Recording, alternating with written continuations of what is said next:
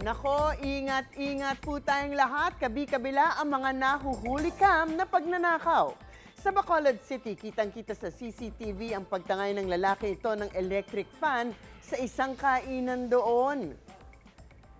Sa Guagua, Pampanga naman, huling-huli rin sa akto ang pagnanakaw ng malaking TV na gamit sa eskwelahan.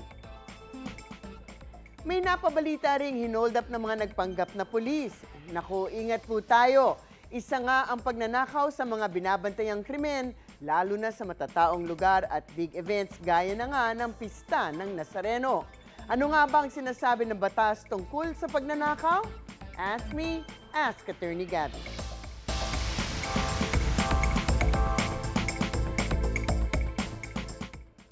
Attorney, may na-hold up, na-snatchan, nasalisihan, nilooban ang bahay. Ano po ang sinasabi ng batas sa mga krimen na yan? Iba-iba po ba ang kaso nito? Well, oo naman. Kahit nasabihin natin na iisa lamang ang ginagamit natin na salita sa Tagalog na pagnanakaw, sa ilalim po ng criminal law, naku, maraming iba't ibang krimen, depende kung paano at ano ang nanakaw, kung minsan depende rin kung saan. So ang unang pagkakaiba ay parang yung kaso na lang nga ng TV at ng electric fan dun sa mga napanood natin na video. Pinulot lang ba ang item na ninakaw tulad ng electric fan? O meron bang dahas na ginamit katulad dun sa TV na sinira pa ang bubong o ang bintana para makuha to? Importante yan dahil yung nakatiwangwang lamang na at pinulot na bagay na ninakaw, yung krimen na yon ay theft. Pero kung may dahas, force or violence involved, kung may sinira na cabinet, bintana o pinto, of course hindi na po theft yan, nagiging robbery na. Mas mabigat ang penalty kung may dahas na yung criminal intention talagang kitang-kita kung may dahas involved. Yung kwintas din na ninakaw, kung tinutukan kayo ng kutsilyo, hindi na rin theft yan. Robbery kasi may violence na yan. Sa kaso din ng theft, may dalawang klase din yan. Ang simple theft at ang qualified theft. Anong pagkakaiba? Pag simple theft, yan yung pagnanakaw nang walang pahintulot ng may-ari. Pero kung ang nagnakaw, isang kasambahay, halimbawa, o may abuse of confidence, nagiging qualified theft po ito. Ang pagnanakaw ng isang taong pinagkakatiwalaan ninyo, tumataas syempre ang penalty.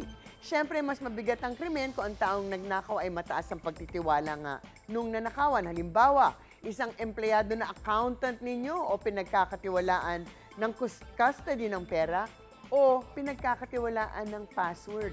Nagiging qualified theft din yan ng mas mataas ang penalty by 2 degrees. Qualified theft din ang pagnanakaw kung may sakuna. Diba? Taking advantage kung sa gitna ng earthquake, typhoon, o kung nagnakaw kayo na merong banggaan ng kotse halimbawa, o kung ano nakaw ninyo ay ang biktima ng sakuna, talagang tumataas. Ayon sa isang kaso, ang 2 degrees higher ay halimbawa, prison mayor to medium to maximum na 8 years and 1 day to 12 years na kulong. Ngayon, pag robbery ang involved, medyo may difference. Kung public ba o private setting naman yan, ayon sa ating revised penal code, kung yung robbery ay sa isang private building o yung isang place na walang nakatira, ang ninakaw ay 50,000. Halimbawa, ang penalty ay 6 months and 1 day to 4 years and 2 months na kulong. Pero kung ito ay sa isang bahay na may nakatira o isang public building, ang parusa nagiging reclusion temporal o nagiging 12 years and 1 day to 20 years naman ang kulong. O, diba ang laki? So, in a public building o setting o bahay na may nakatira, yung mga akyat bahay dyan, naku, mas mataas ang penalty. Sa ibang mga kaso, depende rin kung ano ninakaw, di ba? Napaka-complicated. Kung simpleng pagnanakaw, well, hindi masyadong simple. Yung motorsiklo, kotse, walang violence o force, 20 years and 1 day hanggang 30 years na kulong. Pero kapag may violence, may pagnanakot, pagtutok ng barel o patalim, ang penalty nagiging 30 years and 1 day hanggang 40 years na. Parang hindi naman worth it na magnakaw pa kayo ng motorsiklo na kapalit ay halos habang buhay na pagkulong. Pagnanakaw din ng paggamit ng mga jumper, tandaan, jumper, pagnanakaw yan ng kuryente at mga water meter na tampered. By the way, considered theft din po yung pagkuha na gamit na akala nyo ay walang nagmamay-ari, yung mga lost and found. Yung nakakita kayo ng singsing sa kalye na wala namang mukhang may-ari, considered pa rin theft po yan. kung binulsan ninyo. Dapat daw kasi ibabalik sa may-ari o sa mga otoridad, isa-surrender ang mga ito. Although wala akong kilalang nagsasurrender. Yung mga lote din na may bakod, walang nakatira, pinasok nyo kasi mangunguha sana kayo ng mangga o kay Mito. Pag nanakaw din po yun. So palagi na maging alerto, mas mabuti siguro na kung hindi atin, huwag na lang natin kunin. Ang dami-daming batas tungkol sa pagnanakaw, whether theft or robbery, qualified, unqualified, ang simple lang naman, basta hindi po sa inyo, let it go. Ang mga usaping batas, bibigyan po nating linaw para sa kapayapaan ng pag-iisip. Huwag magdalawang isip. Ask me. Ask Attorney Gabby.